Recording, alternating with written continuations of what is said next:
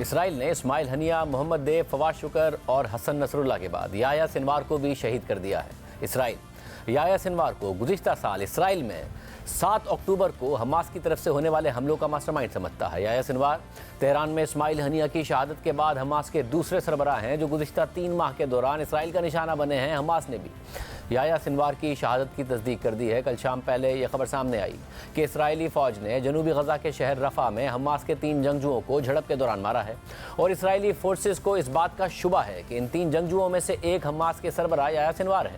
اس کے بعد کل رات کو اسرائیل کی جانب سے یحییٰ سنوار کے مارے جانے کی باقاعدہ تصدیق کر دی گئی تھی۔ یحییٰ سنوار پچھلے 1 سال سے اسرائیل کی موسٹ وانٹڈ لسٹ میں شامل تھے، اور اسرائیلی فورسز انہیں مارنے کے لیے غزہ میں مسلسل آپریشنز کر رہی تھیں۔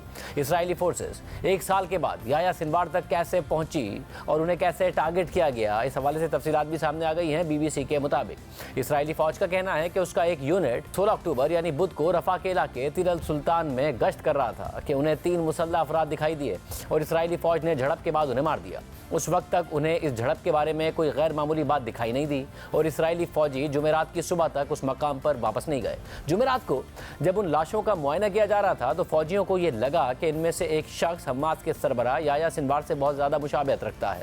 اس شخص کی لاش کو ممکنہ طور پر بارودی مواد کی موجودگی کی وجہ سے اس مقام سے تو نہیں ہٹایا گیا، تاہم اس کی ایک انگلی کاٹ کر اسرائیل بھیجی گئی تاکہ تجزیہ کیا جا سکے۔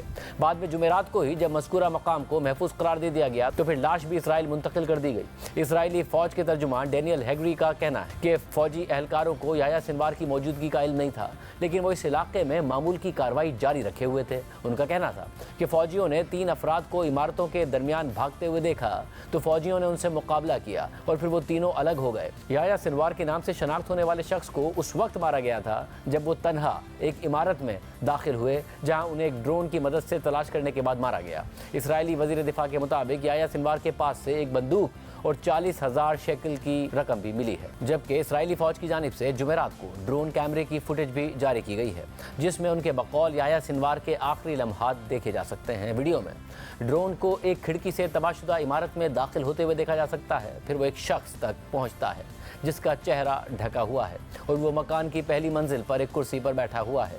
ویڈیو میں وہ شخص بظاہر زخمی دکھائی دیتا ہے اور ڈرون کی جانب ایک چھڑی پھینکتا ہے، جس کے بعد ویڈیو ختم ہو جاتی ہے۔ جبکہ آج حماس نے بھی یحییٰ سنوار کی شہادت کی تصدیق کر دی ہے۔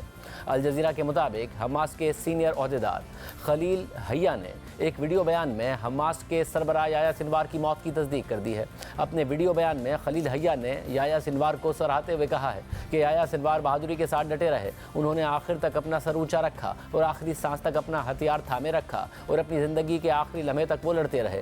خلیل حیّا نے مزید کہا کہ یحییٰ سنوار نے اپنی پوری زندگی ایک مقدس جنگجو کے طور پر گزاری۔ اپنے ابتدائی دنوں سے ہی وہ ایک مزاحمتی جنگجو کے طور پر جد و جہد میں مصروف تھے۔ وہ اسرائیلی سلاخوں کے پیچھے بھی ڈٹے رہے اور رہائی کے بعد بھی انہوں نے اپنی جد و جہد اور مقصد کے لیے لگن کو جاری رکھا۔ جبکہ خلیل حیّا نے اپنے بیان میں یرغمالیوں کی واپسی سے متعلق کہا کہ جب تک غزہ میں جنگ ختم نہیں ہوتی اور اسرائیلی فوج وہاں سے واپس نہیں جاتی، اس وقت تک غزہ میں قید اسرائیلی یرغمالی بھی واپس نہیں ہوں گے۔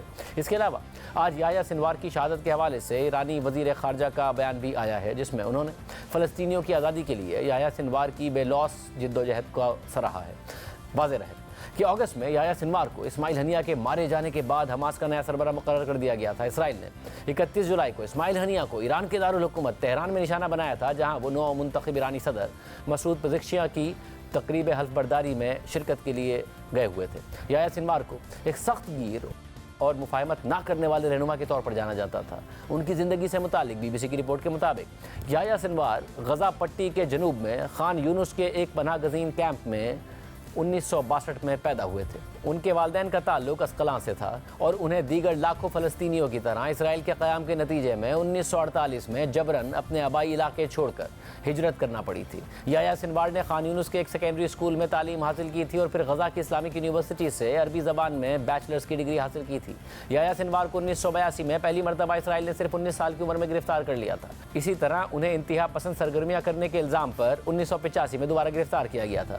اس دورانیے میں انہوں نے حماس کے بانی شیخ احمد یاسین کا مکمل اعتماد حاصل کر لیا تھا۔ 2 سال بعد جب 1987 میں حماس کا قیام عمل میں آیا تو یحییٰ سنوار نے ہی حماس میں انٹرنل سیکیورٹی کا شعبہ قائم کیا تھا جسے المجد کا نام دیا گیا۔ 1988 میں یحییٰ سنوار کو مبینہ طور پر 2 اسرائیلی فوجیوں کے اغوا اور ہلاکت کی منصوبہ بندی پر اسرائیل نے گرفتار کر لیا اور بعد میں 12 افراد کے قتل پر انہیں 4 مرتبہ عمر قید کی سزا سنائی گئی تھی۔ یحییٰ سنوار نے 1988 سے 2011 تک تقریباً 23 سال اسرائیلی قید میں گزارے اور اس دوران انہوں نے عبرانی زبان بھی سیکھ لی تھی۔ جیل میں یحییٰ سنوار کچھ عرصہ قید تنہائی میں بھی رہے، جس کے باعث ان میں عسکریت پسندی کا عنصر شدت اختیار کر گیا۔ یحییٰ سنوار کو 2011 میں حماس اور اسرائیل میں قیدیوں کے تبادلے پر ہونے والے ایک معاہدے کے بعد رہا کر دیا گیا تھا۔ اسرائیلی قید سے رہائی کے بعد یحییٰ سنوار بہت جلد ہی حماس کی قیادت میں اوپر آ گئے۔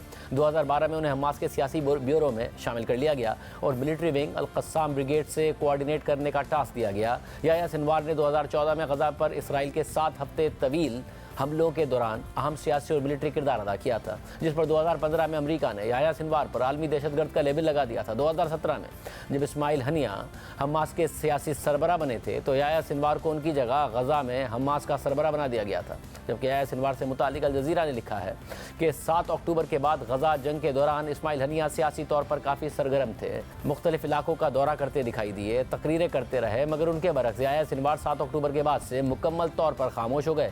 مگر 2021 میں ایک انٹرویو میں انہوں نے یہ ضرور کہا تھا کہ اگرچہ فلسطینی عوام بڑی قیمت ادا کرنے کے ڈر سے جنگ نہیں چاہتے ہیں، مگر وہ جنگ بندی کا سفید جھنڈا بھی نہیں لہرائیں گے۔